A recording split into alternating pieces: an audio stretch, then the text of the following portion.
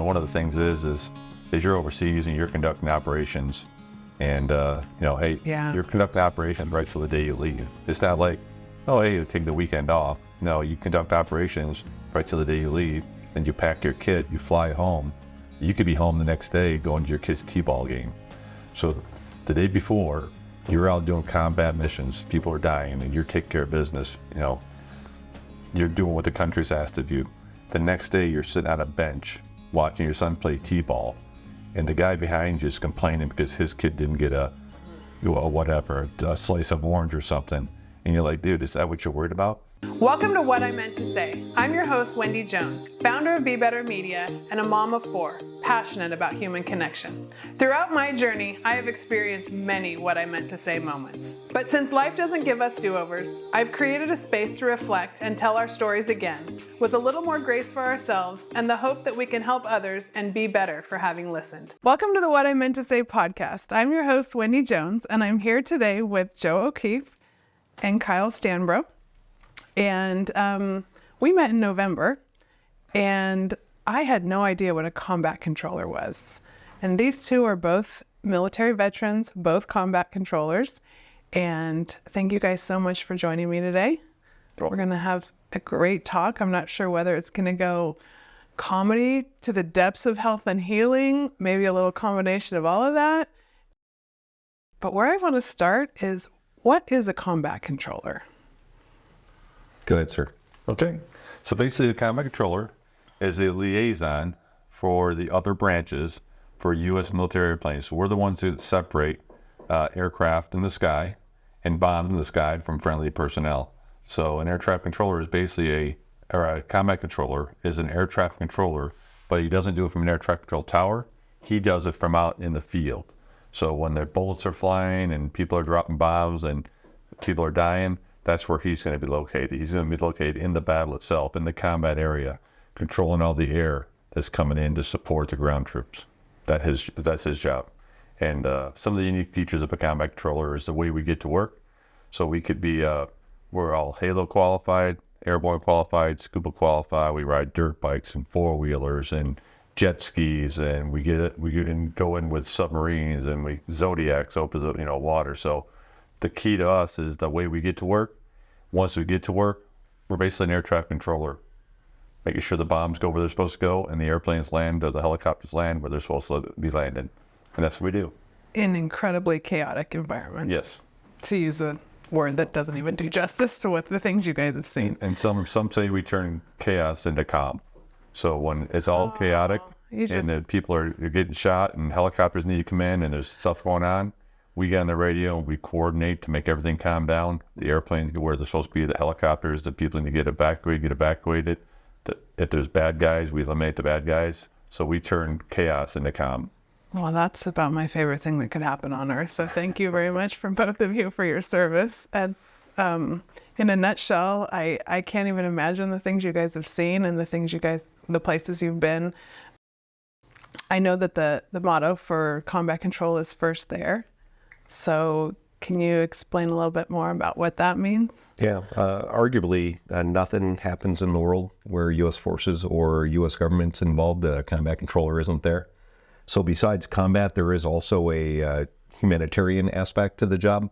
Like Kyle and I first met in the first Gulf War. It goes all the way back to 1990. And part of our duties there were to ensure that all the troops, think of all of the mechanized units, all of the airborne troops, everybody got to where they were ready to be before we crossed that line of departure into Iraq to expel the Iraqis from Kuwait. So that's part of it. And then subsequent post, once we won that war, the battle in like 100 hours, a follow-on to that was Operation Provide Comfort, where the Kurds were trapped up in the mountains. And so we went there for immediately thereafter and basically repatriated all of the Kurds back to their home villages and towns. And so there is a whole piece when it comes to disasters. Haiti, as an example, Mount Pinatubo, volcano and earthquake, as an example. Yep. And the humanitarian is a big part of what we do. So we talk about combat control, but one of the things we do is that chaos into calm. We'll go to a place, Haiti, where it's been destroyed by a hurricane. You can't get an airplane in there. There's no power. There's no nothing. The runway's destroyed. And we will get people into there, either jump them in or helicopter them in. And then we will set up a runway and start landing airplanes. So the combat controllers will go in there and they'll bring in humanitarian supplies and they'll medevac people out. So it's not always about the combat and they go in there and killing people. A lot of times, most of the time, it's about saving lives and helping people. So we'll bring in resupplies and medical equipment and everything else they need to run a country. And we'll do that from a table this size and a couple of handheld radios. And we'll run an entire operation that's probably as big as any airport you've ever seen run. That's the type of capability that we bring. I know during Haiti, they've landed more airplanes into Haiti than some international airports, because just a bunch of guys on the radio sitting there writing things down and just knowing where everything is. Wow. And I think the big part of that is the timeliness of it.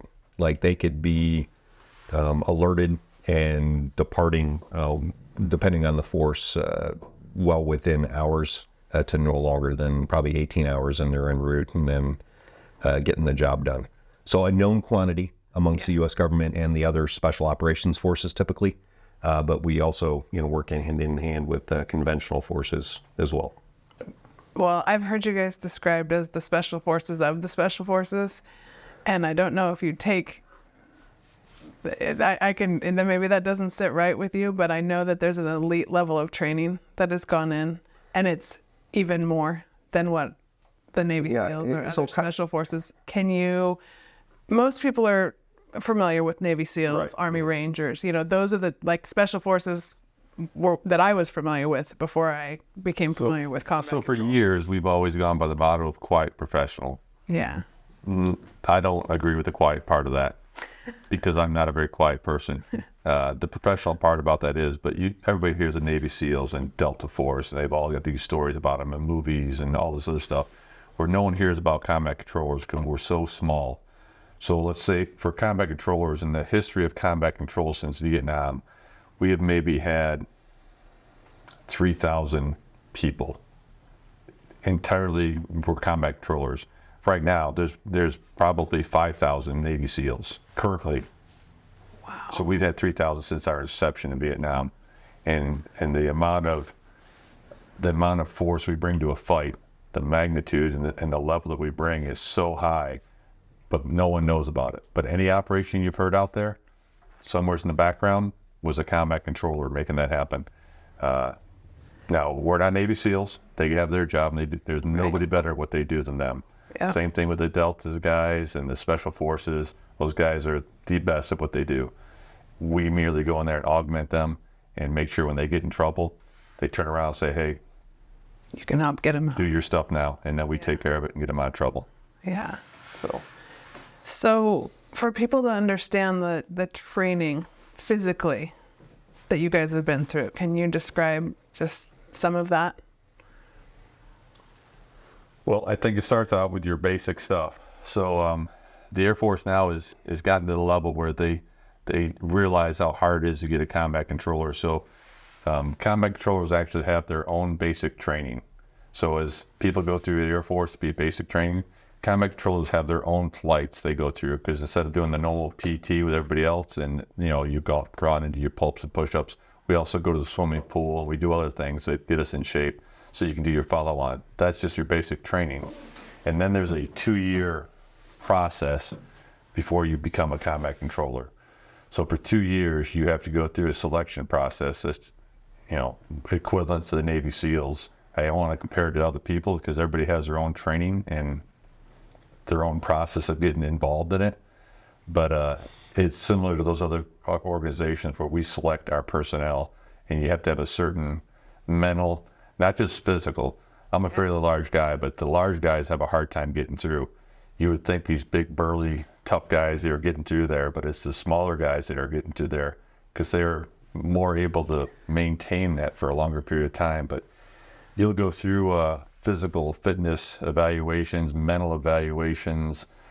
You have to take tests. They test you on everything from math to science to see if you have the skills to become a combat controller. And then once you get into that, then you continue on with air traffic control school You go to survival school, you go to airborne school, you go to Halo school, you go to scuba school. I may have JTAC school. You go to a lot of other schools, but 2 years is the fastest you can make it through there. The fastest you can make it through. If you don't get hurt, then you can do it in 2 years. So once you've completed that, then you go to another 1 year process to become actually a 5 level. So that gives you a 3 level. Basically, you can just put on the brain, call yourself a combat controller. Okay. Then for another year, you got to go through upgrade training. That upgrade training makes you a 5 level where you can actually go out and talk to airplanes now.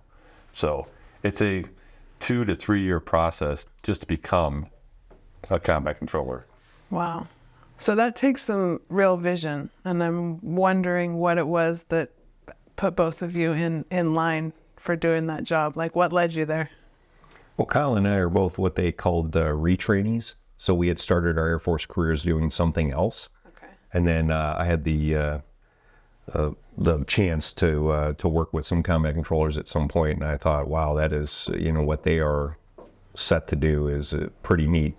And I was not necessarily feeling like what I was doing in the Air Force at the time was the best thing for me.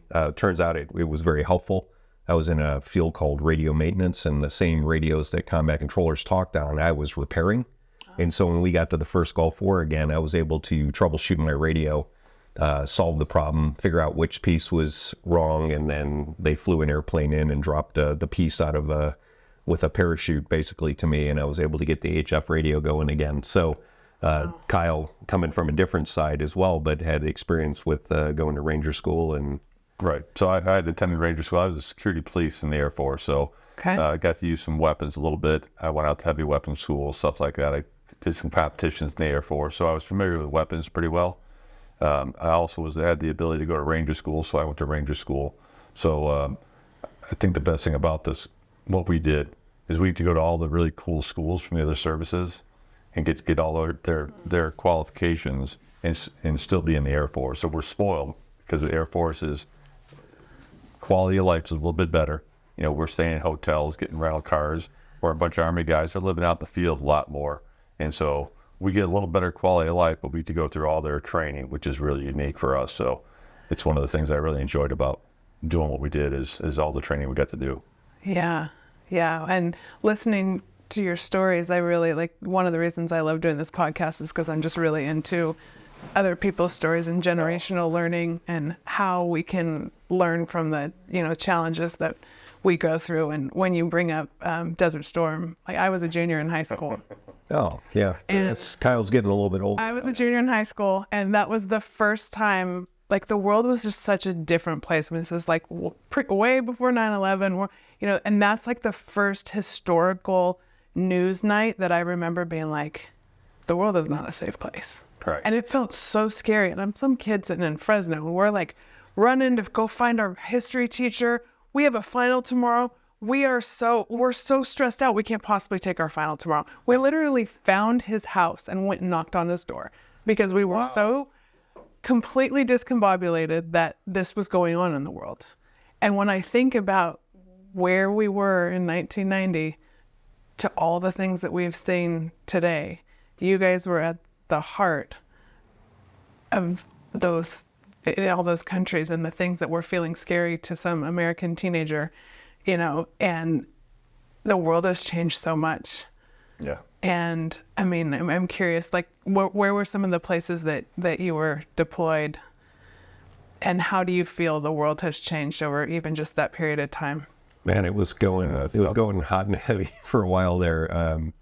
During the Clinton years, it seemed like every Christmas we were overseas. It became a thing. Anywhere, if you remember Christian Amanpour, Yes. anywhere that lady would show up, we knew we were going. It was like one of those deals. I mean, from starting Panama, Christmas, yeah.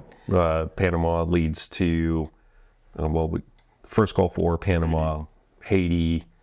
Then we did a bunch of activities in Bosnia. So we had a whole mission set related to personnel indicted for war crimes. That went on. A lot of smaller smaller activities that went on than the larger ones. Yeah, Georgetown back then. Sure. A lot of incidences like that we respond to as humanitarians. So there's a lot of humanitarians also. Anytime there's a hurricane somewhere, there's going to be a combat controller setting something up and bringing in resupplies. So any of the humanitarians out there, hurricanes, disasters, volcanoes, the Philippines, all those type things, there's all operations we ended up getting involved in.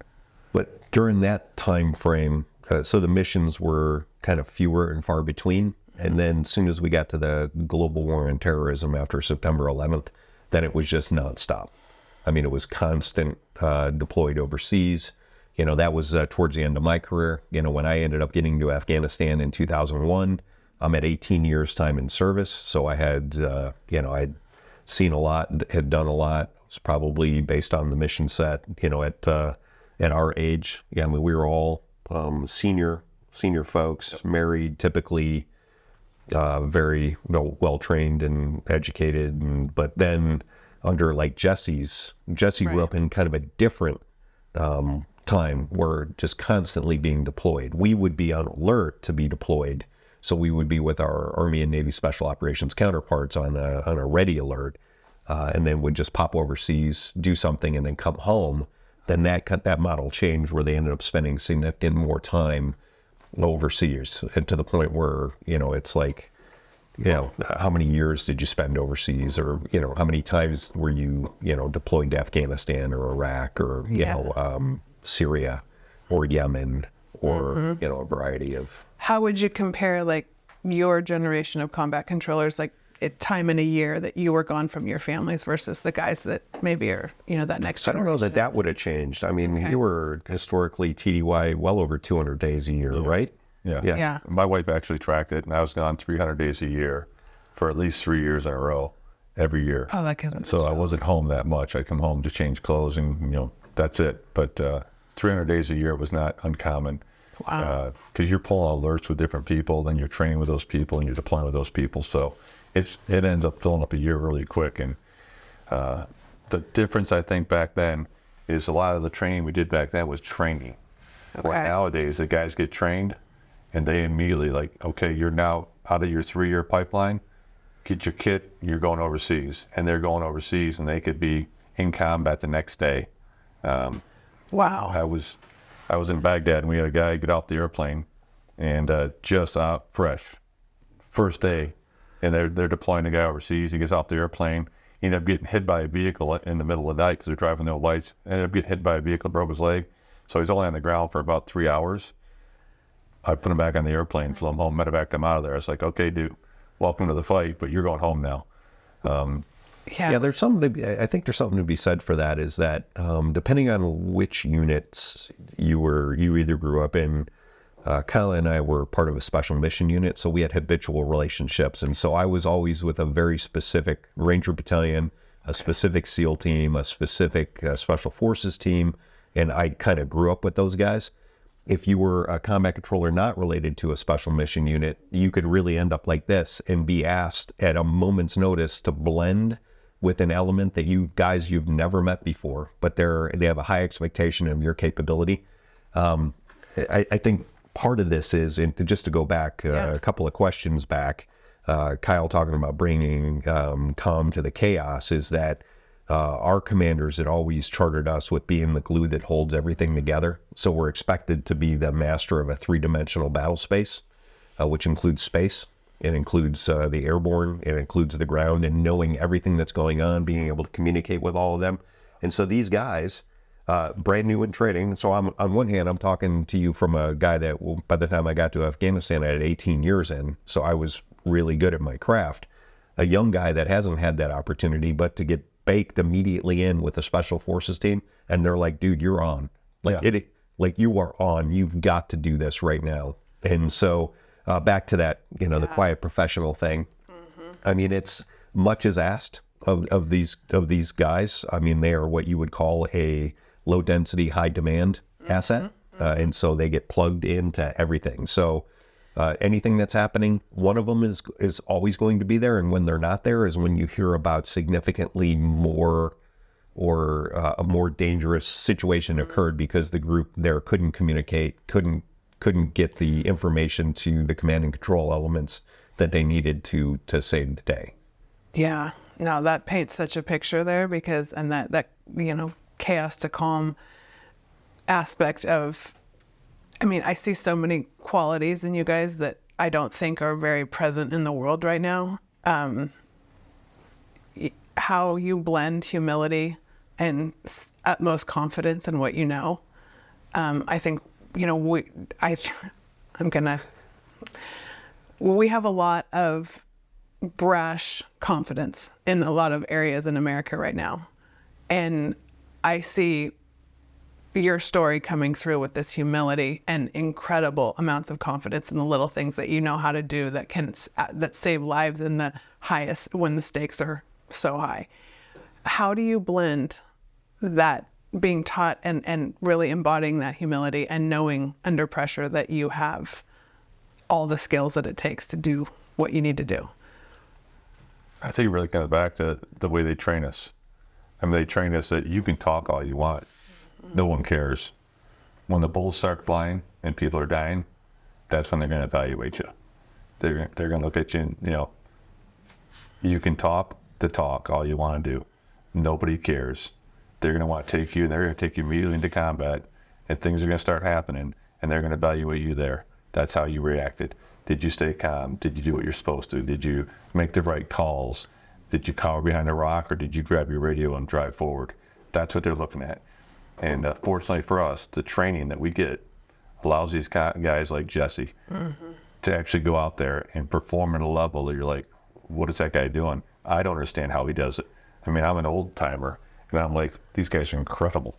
And I'm like, man, I don't know if I could have done what he's doing. Look at this guy.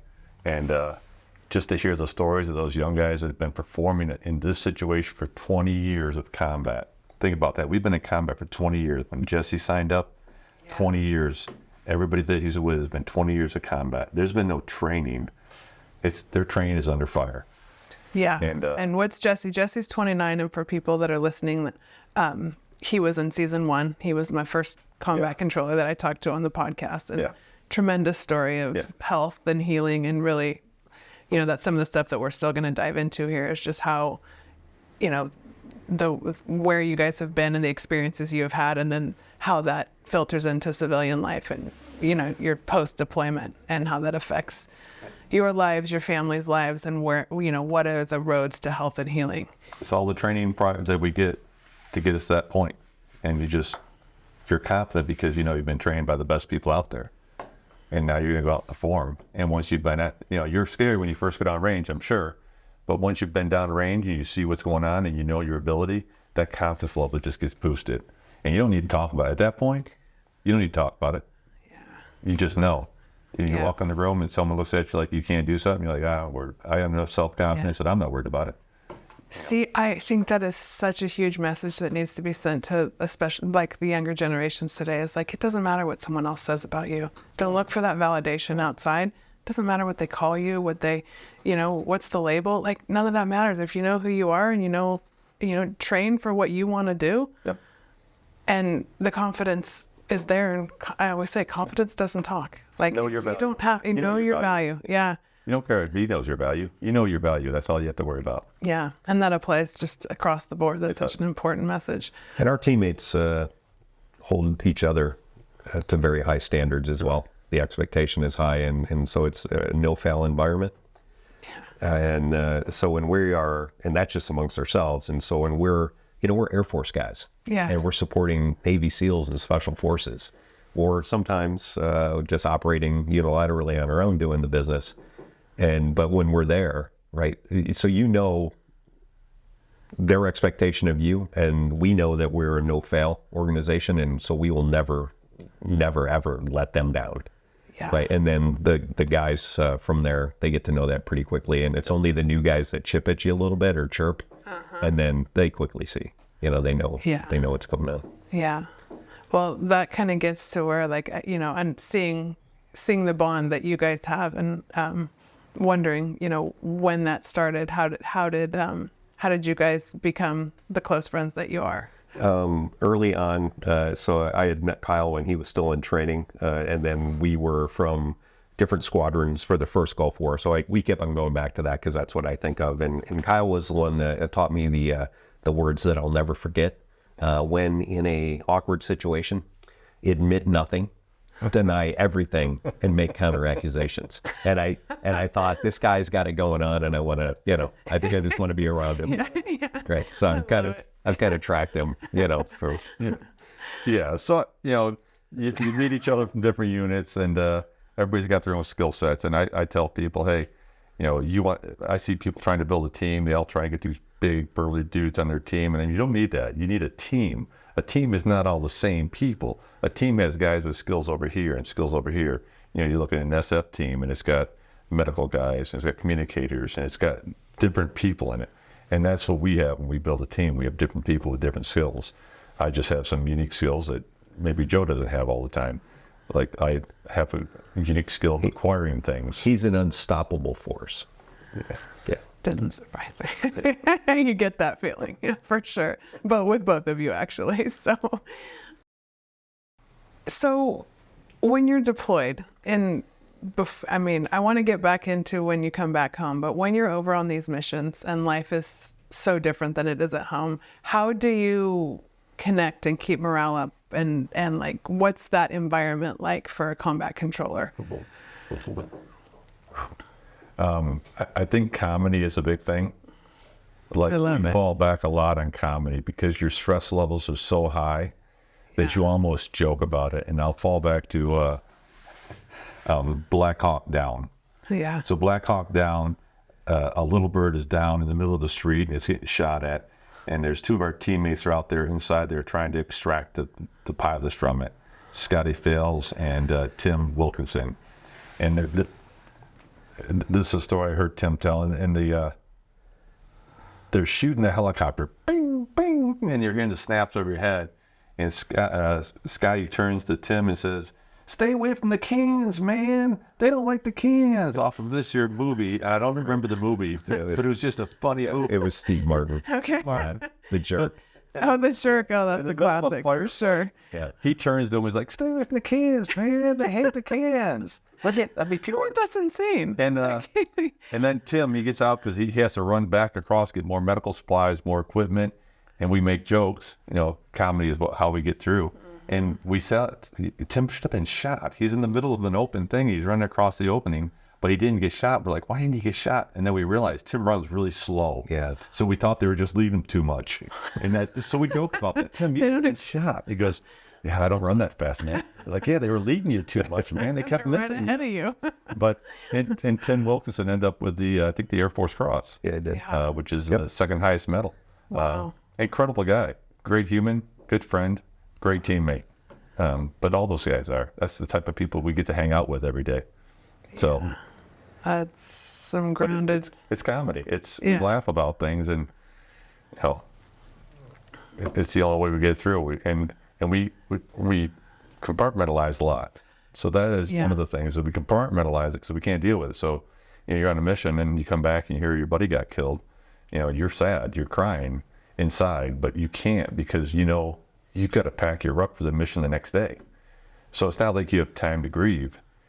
So you make a joke about it and you go to the next mission and you just push it down inside. And that's what we do is we push it down inside and we just, And then you're carrying it. Yeah. And the load's getting heavier and heavier. Yeah. And you don't get to let it go. It's not like you get to go to the funeral and, let it out and, Yeah, there's a traditional grieving process. Yeah. No, you go out and jump on the next helicopter, get ready for the next mission. So it's hard overseas like that because you don't have that process. Now, we do have services for people over there. We do try and, pay our respects. Some of the greatest moments of my life and worst, is we'll have a... Yeah. We'll have a...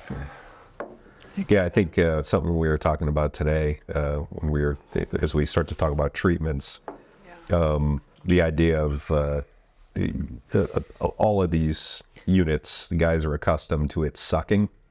And so the joke is, I wish it would suck more. But because it's like, wow, this really sucks. I wish it would suck more. So a little bit more comedy gets in there. But I think now we're transitioning towards it doesn't have to suck. There you go. Right? Yeah. Yeah. So we've lived all our life with, yeah, it sucks, but it could suck more. So Right. It's all relative. Like I can take a little more. I can take a little more. Right. Yeah. I was talking to Lee, and Lee asked me how I felt after my treatment today, and I was like, or yesterday, and I was like, I stood up. I was like, I don't have any pain. I've lived with pain my whole life, but I stood up. I was like, my knees don't hurt, my ankles don't hurt. I bent down, my back don't hurt. I was like, wow. And then I think I said something like, doesn't have to suck. My whole life has sucked because the pain is always there.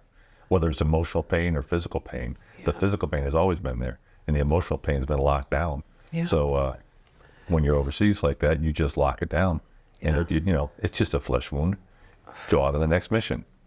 Yeah. On one hand, I'm so amazed at what the human body and mind and spirit can carry. And on the other hand, I also never want to know where that breaking point is. And I think that is something that every human has to deal with on some level. But from the standpoint of what you guys have seen, and how many years in the military for each? 21. 20. 20 and 1 and 20. Okay. And then you come home and you've been carrying all of that. Right. And you come home to your families, you come home to regular life, not mission driven, your team isn't there. And that's where we start to get into how we met. And I mean, there was a lot of space in there between when you came home and when we met. But when you start to get on that road and go, wow, there really does need to be some healing here. So can you back up to when you came into civilian life and came out of the military and what that experience was like? Even before the military, or even before I got out of the military, one of the things is you're overseas and you're conducting operations, and hey, you're conducting operations right till the day you leave. It's not like, oh, hey, you take the weekend off. No, you conduct operations right till the day you leave. Then you pack your kit, you fly home. You could be home the next day going to your kid's t-ball game. So the day before, you're out doing combat missions. People are dying, and you're taking care of business. You're doing what the country's asked of you. The next day, you're sitting on a bench watching your son play t-ball, and the guy behind you is complaining because his kid didn't get a slice of orange or something. And you're like, dude, is that what you're worried about? The day before, your biggest worry was, who is somebody going to die today? And how do I stop that person from dying? The next day you're at home. That guy's... No integration. Right. Yeah.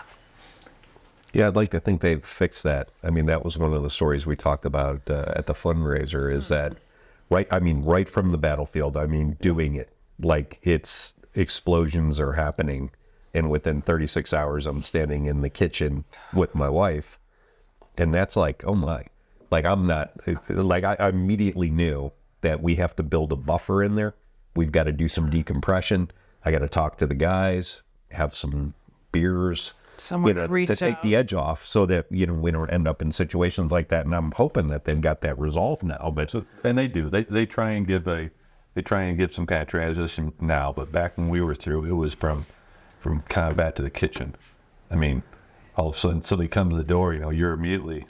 Your nervous system is still... Oh, no. Yeah. For weeks, I would spring out of bed at my house and run down the hallway to defend, the edge of the house against, some whatever. Took me a while to get through that. But, it's just you just don't adapt that quickly. Yeah. It's...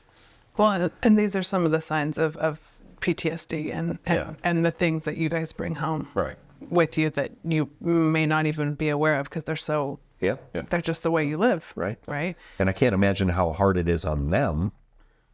It was hard on me. I can't imagine on her point of view how difficult that was. And then to be worried about me running around the house, And we're not always the best communicators to our family. So, explain that to them. And my wife is here. Explaining that to her is not the easiest thing because I don't even understand it myself.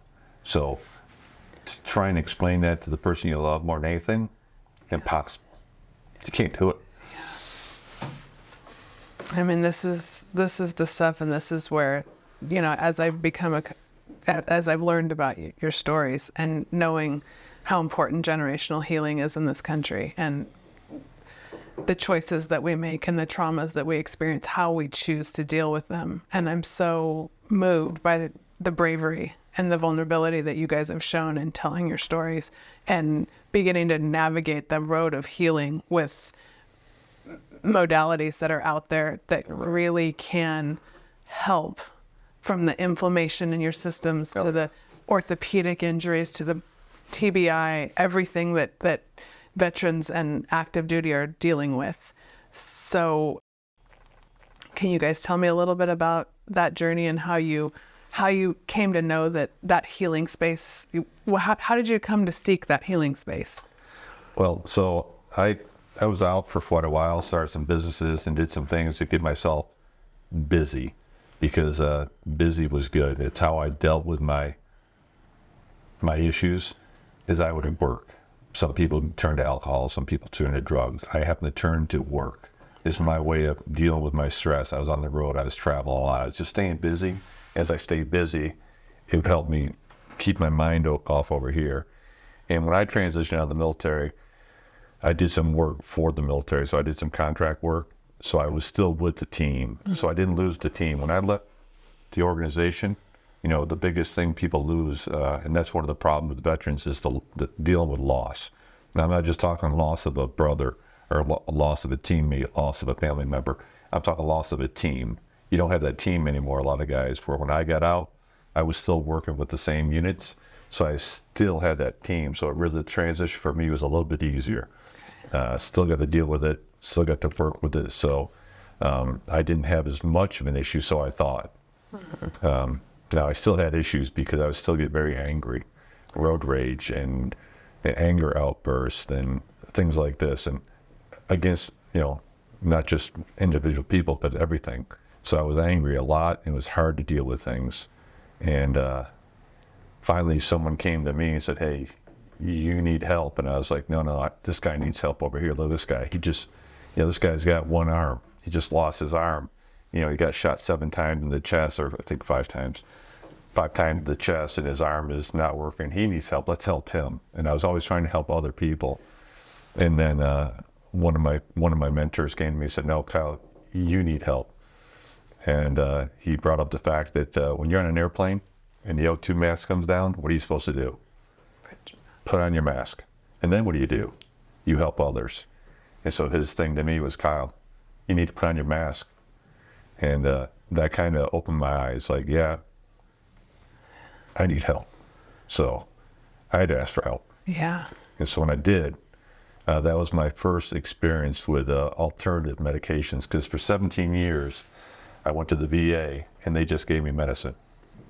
And I take the medicine, I start feeling better, and I stop taking the medicine, and then I'd be that much worse. And I'd get back on the medicine, and I'd level off again, and I'd stop the medicine because I felt better, because I didn't want the medicine. Yeah. I didn't want the medicine. It made me cloudy. It confused my head. It just made things not right for me. It's like I was just existing. I was just there, but I didn't want the medicine, so I kept trying to get off it, and it kept making me worse and worse and worse. And finally someone said, "Kyle, I want you to try something else." And so I never used drugs in my life. I've never smoked a joint in high school. I was the square kid. I was the geek. Yeah. I didn't do it. I just didn't do it. Yeah. And so then somebody came up and said, "I want you to do this medicine here." So he offered to do me a treatment of what they call 5-MeO. Okay. I was like, "Don't know what it is, dude, but I really need help." Mm-hmm. So he came and he treated me. And I've not taken anything from the VA for depression, anger, or anxiety since that day. That was about 18 months ago. And he gave me one treatment, and I was happy. I wasn't angry. Chaos to calm. Yeah. I was calm. So he was able to put me in a better headspace, something that I couldn't get with the medicine. I could deaden myself with the medicine, but I couldn't be happy. I could deaden myself, but I could not be happy. What he did is he allowed me to be happy again. And then we can connect with other people. Yes. So and life is not meant to be lived in isolation. No. So that was a big thing for me.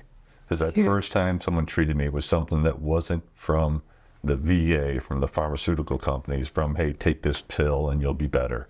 That changed my whole life. At that point, it changed my whole life. I was happier. I was easier to get along. I understood what I want to do in the future now better. I was out of the cloud. So I lived in a cloud for 17 years, and finally I was out of the cloud. So that's what started off my journey. Yeah. And I call it a journey because I'm still on that journey. But it started my journey into a better life, with more love, more understanding, and just less anger. And that was the key. I had to get rid of some of the anger. Yeah. How did your relationships change? I'd like to think my relationship with my wife changed. My kids, I'll get into some personal stuff here, but my son once said something to my wife, and I'm making it a little emotional. Take your time. And so my son said something to my wife, and in my mind I said, do not attack him. Do not attack. And I'm saying this in my head, don't do it, don't do it. But my body's moving already. And I'm grabbing it and I'm taking it down to the ground. I'm holding it to the ground and I'm getting ready to engage. In my head, I'm saying, don't do it. I've already done it. I'm already in the ground. I've already reacted. And I heard my wife scream. That brought me back.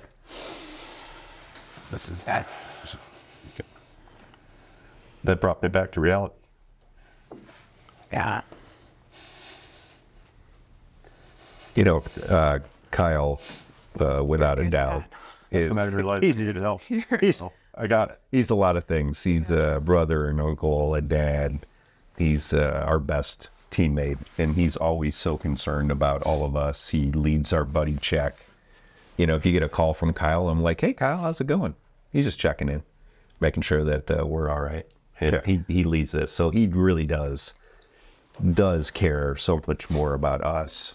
And for him to recognize this and then take the opportunity to be better. And it's not one, you know, I mean, I'm very familiar with what he's going through and what he's done to get where he's at right now. And he still has some, a little bit of anger issues, a little bit, but we'll get through it, right? But I want to tell the stories. Yeah. He wants the deputy. I'm not the only person that's having this, and people are ashamed of it. I was ashamed of what I did. Yeah. You're ashamed. You want to hide it. It's a family secret. Right. You know, I just attacked my son. My wife, you know, I broke the hole, but I got back. But there's a lot of veterans that are doing that don't understand. They think they're alone. Yeah. A lot of vets that came home with this anger issue, they don't know how to deal with it. And it's a trigger, and someone triggers them, and it could be at a bar. A guy, you know, bumps into you at the bar, and all of a sudden you want to fight the guy because he bumped into you. Yeah. You're playing pool, and he takes your quarter or something. A quarter. And you also want to fight him for the quarter. It's because you don't know how to deal with it. You're angry, and your immediate response is to engage. That's how you live. That's how you survived. Is your ego tells you, hey, you want to live till tomorrow? You engage now. Engage first and be violent. And you don't realize you're not in combat anymore, but you've been trained to be like that the whole time. So it's very hard to break that cycle. And emotionally, it's very hard. I mean, it's something where you're hurting your loved ones, you're hurting your family, you're hurting your relationships with your friends. And there's so many vets, and not just vets, but other people have gone through trauma. Yeah. And they think they're alone. And that's one of the things that I'm really pushed for now, is they think they're alone, so they're ashamed. Now they have all this anger, all these issues, and now they're ashamed. Yeah. Now how do they deal with that? Well, they get another drink, they have another beer, they smoke something, they take a pill. What do they got to do just to get through? And what they got to realize is there's other solutions out there. There's solutions out there that can make you whole again. It can make you happy again. So I always use the thing is, this is your ego, keeps you alive. Someone comes to that door, I'm engaging that person because that's what I do. This is my love and understanding down here.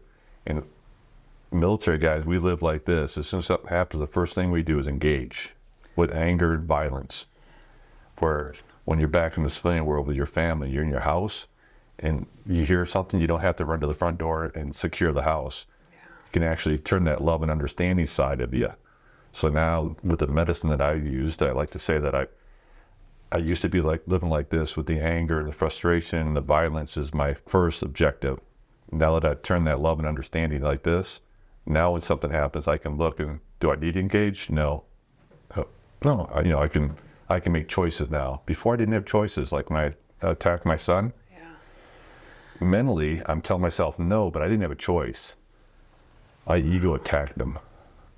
Yeah. Now when something like that happens, I'm like this, and I can say, no, let's talk about it a little bit. Let's understand it. Let's use a different technique than the anger. So just using an alternative medicine one time, and it changed my life. So Yeah, it caused that created that space between yeah, your reaction and I don't being have able to just I don't respond. have to gauge. I can Yeah. evaluate first. So Yeah. that's what I got back. That's how I started my first experience with some alternative medicines, and just getting away from the pharmaceuticals. Yeah, and after that experience, were you open right away? Like, did you feel this ability to share your story, like, right out of the gate, or? So, never having experienced any drugs, illegal drugs in my life. Right. So when they did this, I didn't understand what happened. I just felt a release and a relief.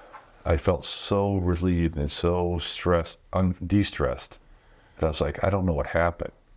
And it's hard to understand, and no one really explained to me what happened. It just, guy came over, I smoked some 5-MeO and passed out. The whole experience in itself is unique in the way it happened. The things the visually you see, the feelings you have, the releases I had during that experience of just energy leaving my body. So I just had a tremendous amount of energy leaving my body. I don't know how to explain it because I'm still trying to understand it. Well, my background in energy healing and the way that you have described stuffing down to survive. Yeah. That to me makes so much sense. It's like I let some of that go. Yeah. All that stuff I shoved down for all those years, when I was under this medication, it released some of that. Yeah. Maybe not all of it, but it released a lot of it. And once I released it, I was able to, one of the things I was able to breathe again. I was able to take a breath and say, okay. And I remember I was laying in the grass. I've laid in the grass, I don't know how many times. I've slept in the dirt, laid in the grass. It's never thought, but I actually touched the grass and I felt the grass. Yeah. So it opened up my mind so far that I actually felt a blade of grass the first time in my life. Yeah. Which was simple. It was so simple as a blade of grass, but I was able to feel it, and I experienced that for the first time in my life after I did the alternative medicines. And life has looked different ever since. yeah, it is. I now look at things a little bit differently and understand things, and I just have that ability now. And just to be clear, in America, what you did is still, it's illegal. You had to leave the country. Right. So you can't do that in the U.S. So you have to now go to a different country in order to do the alternative medications just for it to be legal, which is something I haven't figured out why, because there's so many veterans out there, so many non-veterans out there that could use this help. And I talk to them all the time. I talk to several veterans a week, and I don't think people realize how high the suicide rate for veterans is. right. Do you want to, from what I heard, it's... So it varies. I think it's down to 18 veterans every day kill themselves, or 20, 18 or 20, but it varies. Okay. And, I don't understand suicide. It's a hard thing to understand. I'm not educated in that field, but I've talked to guys, and they just have no other way out. And they think the only thing they can do now is the easiest thing they can do for their family is to just not exist anymore. Why? Because they're angry. Maybe they attacked their wife. Maybe they attacked their son. They know it's wrong. They're shameful. They didn't want to do it. But they couldn't stop themselves. And that sounds like something you see on TV, like, I blacked out and I attacked this person. Yeah. I always thought that was a crock, honestly. I blacked out and attacked this person until I did it. Then I realized there's something there. I don't know what it is, but there was something there. And then there's a lot of shame after that involved. And these veterans, they're coming back and they have that shame. Yeah. And that's one of the main causes. They just don't think they're worth living anymore. Shame will make you feel so unworthy. Yep. And the best thing you can do with it is what you're doing, shine a light on it. Yeah. Because most of the time when whatever the story is, when you say what happened, someone doesn't say shame on you. They go, oh, yeah, me too. You're not alone. You're not alone. You're not alone. Yeah. There's people out there. I'm one of them. Yeah. I'm not proud of it. I've done things that I'm not proud of. But what I am proud of is that I'm trying to tell my story. And hopefully someone out there hears the story, says, wait a minute, I'm not alone. Yeah. Let me make a phone call. When I'm in a dark spot, when I'm in a dark, dark place, and I'm by myself, let me just make that one phone call, because somebody out there cares for you. I guarantee you could call me. Yeah. Somebody out there I've seen cares it. for you. Yes. Yeah. And you make that one phone call, you're going to not only change your life, but you're going to change a lot of people's lives with you. Yeah. So. And that's what inspires me so much about you guys being so vulnerable with your stories, because it is that the reason I got into this storytelling business is really for generational healing. Because I think over generations, over time, there is a time when you have to man up. I mean, clearly you guys are telling those stories when you just have to dig deep and go, okay, I can't deal with that right now. But over time, as we continue to just lock it down and sweep it under the rug and soldier on, it creates patterns in families and communities that they're not serving any of us. No. And we really, to get back to those stronger family units, to be people who can sit around a dinner table and talk and tell our stories, we have to be able to face the dark stuff. And if you guys can do it and the things that you have seen, now I'm a big believer, like, no one should ever compare their trauma, because that's another thing that people get into. I go, and I've heard you say it, even with the stuff you've seen, like, him first, his is worse than mine. We all need it. Right. And it's that understanding that that's the human condition, like suffering is part of life, but how we handle it. And watching you guys do that in a way that heals you, it heals your families, it heals your communities, and it makes people feel less alone. And, they say that addiction is the opposite of connection. And when we can create that human connection, we have a whole lot less addicted people to whatever it is. It's work, it's alcohol, sex, porn, whatever, food, all the things that are out there. And, we're going to start to be able to trace the line through these podcasts from Jesse's story, Right. to, talking with Dr. Holtorf, to now talking with you guys and seeing what these alternative therapies can do for patients and for veterans and athletes and parents and people who feel pain, which is all of us. So why don't we know about this stuff? Can you tell me a little bit about what you have felt when you talked about your journey, but you've also done some other holistic therapies now? I know we're just getting started, but Yeah. can you talk a little bit about what you've experienced at Dr. Holtorf's? Yeah. So this, my first experience with an alternative medication was my 5-MeO, which opened up my mind to, oh, wait a minute, what else don't I know about? And then I heard Jesse's story, and I was like, wait a minute, neck pain, back pain, joint pain, mental, I can't remember some things still. I'm still on my journey.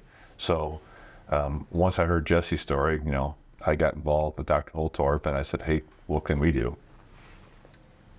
Dr. Holtorf has been very, very nice about the whole thing. And he's opened up his program to some veterans, and I happen to be one of them, where I went in and got his treatment. Yesterday, I got his treatment for the first time. And it's funny, because I think Lee will have this in the thing, but I get the treatment, and it's IVs, and it's all kinds of crazy stuff. I'm like, wow, they're putting, O2 into my blood, and they're doing this here, different type of lasers in my blood, and they're giving me these medications, and I'm a little bit unsure what they're doing, but I'm willing to try it, because I'm right at this point. I understand there's alternative things, and I gotta be open to them. So I'm more open to them now. And I got done. I started feeling good. I felt better. I was laughing. I was smiling. I was having a good time. And then when that treatment got done, I was like, I can't wait to get up and see how I feel now. And I stood up. I was like, holy cow! And I started moving my knee around, but my knee felt weird. Both knees felt weird. My ankles felt weird. I was like, what's going on here? Well, they felt weird because they didn't have pain in them. Like my knees, ankles, my shoulders, my neck, my back, they always have pain. Yeah. So I got up yesterday and I didn't have pain in these joints anymore. I was like, what? It was weird. I walked out of the room to walk down the hallway, and I'm bending down and I'm moving my hand above my head, which doesn't happen, which is crazy. I thought normally this is as high as people put their hands, because that's about what I could do. And then I put my hand above my head, and the pain was gone, which I didn't understand. And I'll go back to the suck, because we normally just suck it up. You know, your pain, your shoulder hurts, your back hurts, who cares? Suck it up, press on, you know, drive on, Ranger. And we said, hey, it doesn't have to suck. My shoulder doesn't have to hurt. My shoulder didn't hurt. And it was very emotional. Mentally, it was very emotional. Like I started tearing up. So I walk away because, you know, I'm a big manly dude. I don't want to tear up. So I walk away and go down the hallway. Well, the camera guy, Lee, he follows me down the hallway. And I realize that, you know, it's okay. And so I've actually gotten, although I try not to cry, I haven't gotten used to it yet. I try not to cry, but I don't mind crying in front of people. It's going to happen. It's good. I'm going to be emotional. It's going to happen. I'm going to cry. That's just the way I am. I don't care. Awesome. I don't have to prove anything to anybody. Yeah. And but I walked down the hallway because I was still trying to figure out why is everything feeling good like this? Why don't I have pain in me right now? It was just weird. I hadn't lived like that in years. I mean, a couple of decades. So in one treatment, you're feeling that reduced inflammation that takes the pain away. Yeah. And I can't explain it. Yeah. You know, I got the treatments, but I can't explain it, but I can tell you the results. And the results were my back didn't hurt, my knee didn't hurt, my ankle didn't hurt. And I was able to raise my hand above my head. And so I was actually in tears. Yeah, that's huge. Yeah. I really can't imagine. I can't imagine not being able to do that. I'm a swimmer and a volleyball player. I can't even imagine not being able to do that. I can't. You know, it's just one of the things that being in the military just tore me up, and I couldn't do it. But I raised my hand above my head. I bent down. I stood up. I bent. Yeah. And yet we're walking. One of our hugest problems in America today is an opioid epidemic that's tearing families apart. Right. And I didn't take any opioids. It was all natural stuff they did for me, just letting the body heal itself. Yeah. Yeah, Dr. Holtorf, it was incredible. He did a bunch of labs on me. Couldn't believe how many things he actually found wrong with me, but he did a lot. And but the treatments all work together. So the treatment isn't just fixing one thing. It's more of a holistic approach where it's fixing this, but it's also fixing my head. Yeah. It's making me happier. It's fixing, that's my gut. Why I love that concept of integrative medicine. Right. Right? Because it is connected. Yeah. It is. Yeah. I mean, you don't just treat a symptom, which is so often what's happening today. And that comes with a whole host of side effects that then you're taking drugs to deal with those other side effects. Oh. Your gut's off. When your gut's off, your brain's off. It's all connected. And yet, we know this now, but we're a little behind. We need change in this arena. This. Yeah. We know this, and I got the experience for the first time yesterday. But why don't other people know this? Yeah. Which is what you're doing. Which is what we are setting out to tell people. Why do I feel so good? Yeah. Not really my job to figure out why I feel good. My job is to understand that I feel good. Yeah. And why, after one treatment, do I feel this good? I shouldn't. I should. I don't have to suck it up. No. It does not have to suck. And we all deserve to feel that good. Right. So that we can then help other people. Yeah. And we become a healthier America, which is something right now that we desperately need. And people talk about mental health, but it's all connected. It's not. It's just health. I was happier. Like I was laughing, I was smiling, I was in a good mood. It was almost euphoric. I felt so good. And part of that was because my body didn't hurt. When I'll go back to veteran suicide, their bodies are aching, their back hurts, their neck hurts, they can't do this. Yeah. They're feeling depressed, they can't control their anger. All that leads to suicide eventually. Or if we could eliminate that body pain, eliminate that mental problem, and eliminate that anger. Give that guy a chance to have his family. Yeah. Eliminate that divorce rate within the military. Because why are military guys getting divorced at a higher rate than the rest of society? Well, because we're living like this, we're angry all the time. Let's understand and love each other a little bit more and stop being so angry. And that is truly what helped me. Yeah. So. Well, the reason I think you guys are such an amazing example, because that range of human experience that you have seen and felt is so much greater than, and like I said, we don't compare, but if you have seen and been to the depths that you have been to and seen the things you've seen, and you can come out of it and make these choices and tell your stories and seek better medicine. Yes. Anybody can do it. Yes. And we can help create that path. And there are obstacles that we want to knock down, whether it's policy or the cost or the way that, we can't access this medication without, that it's not taken by insurance in so many cases. There's so many things that are prohibiting it. So it's not about being perfect. It is just about being better and seeking those ways that we can be. And that's like every day, just be a little better. That's all you got to do. Yeah. So one of the questions I always like to ask, because one of the goals of my podcast is just hindsight, like what we learn in hindsight, and that advice that we would give to our younger self. So what is something that you have the benefit of hindsight? What is the advice you would give to your younger self? Yeah, I mean, a lot of the things we talked about here, generational health, priorities being askew, wholly combat focused. I have a debt to pay to my kids. They did not grow up seeing me as a loving figure. I think I was intimidating. And so part of why I'm excited about this experience, the whole Torf medical experience, is so that I can be an active grandfather, that I can show them that that dad has love, and and then demonstrate that for them, because I think because they didn't get it from me, they don't know how to show it to their partners. So I think that's the big piece. So for me, it would be, God, family, country, right? Those priorities sometimes get askew. And so I would look back to myself and say, hey, try to be a better dad. Knowing the difficulties that we face, though, we have to front end this. This has got to be part of their program. It's got to be, you're coming home from a deployment, you've done some things, let's sort it out, and then let's make you as healthy as possible so you can be a healthy example for your family. And then, so that for me would be the biggest piece, to tell myself to be a better man. Combat Joe is awesome.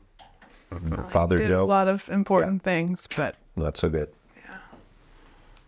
I think that's a big thing is, I married an incredible woman who stuck with me. I'm 34 years now married because of her.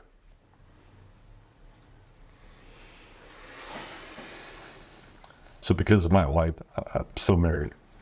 A lot of guys don't have that. You can only put a person through so much, and we put our wives and our family through a lot.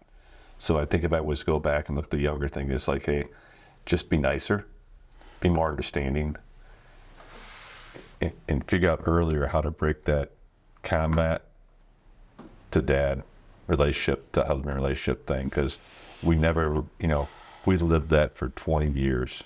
I didn't come home and just, okay, now I'm dad. I came home and I was still there. So like Joe said, maybe a balance, and the next generation and the leaders of tomorrow need to understand, hey, you want 20 years of service from this person, make sure you've got a well-rounded person with that whole family, because the family is the key, because they're there.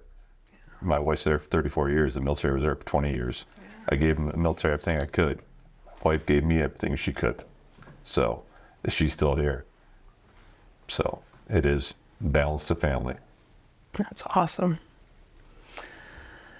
So there are so many people out there that I know need more help to heal. And this podcast is a start. But if people need to get a hold of you, how can they reach out if they're looking for support? Well, there's several organizations out there, and I don't want to just throw organizations out there in the fact that, hey, contact this organization. Yeah. There's several people out there, just like yourself, that are trying to help people. And there's help out there. For people that need the help, there's help out there. There's always someone going to answer that phone. And I'm not saying, they want to call the VA, and there's always, if you're having problems, call this number. Yeah. Your call is very important to us. Please stay on the line for the next 48 minutes, and we might answer the phone. That's not the answer. Yeah. I don't want to tell the VA they're wrong, but they're wrong. If you're wrong, it's not the answer. Guy's got a problem. He doesn't want to sit there and listen to a recording and then call this number. It doesn't work that way. Yeah. But there's always a buddy out there. So I think one of the solutions is what Joe talked about, is the buddy network. Yeah. On my birthday, I asked on Facebook, because Facebook's this great thing. I said, hey, for my birthday, a lot of people want to donate money to something. I said, here's what I want you to do. Pick up the phone and call a friend of yours that you haven't talked to for 10 years and just say hi. Let them know you care for them. Let them know you're there for them. And just do a buddy check. Just pick up the phone. 5 minutes of your life. Ask the guy, hey, man, how you doing? I haven't talked to you in a long time. Want to make sure our numbers are still good. Because someday that guy is going to be in a dark spot. And he's going to have your number. And I want him to call you back. So you ask who to call or how to contact somebody. I say first thing you do is contact the buddy. Call that guy you had talked to in 10 years, in 20 years, and just say hi. I don't care if it's a high school guy you haven't seen for 30 years. Just call him and say hi. Yeah. I'm thinking about you. I want you to know I'm here for you. If you need something, listen to his story. Take 5 minutes and listen to his story. That 5 minutes might save his life. If that doesn't work, call a foundation. Get a hold of your organization. You've got all the numbers of these foundations that can help people out, and they're there to help people. And that's what we do. I belong to several foundations, and you call me at 2 o'clock in the morning, I'm taking that call. Yeah. And I know that about you, and a light just went off in my head about, for so many years, I've tried to figure out what to do with all of the healers that I come into contact with. And I'm like, gosh, God, why are you showing me all these people that do amazing things? I know, energy healers, therapists, physical therapists. I mean, I can tell you, and I just am wondering, I'm like, what is this universe? And that is the truth, that like, you can get a hold of someone, and that's my favorite thing to do, is just connect people in that healing network, because it is out there. And it's not about who gets the credit. It's everybody's got a different messenger. This universe of healing is just this beautiful place where ego is really kept in check, and people just want to help.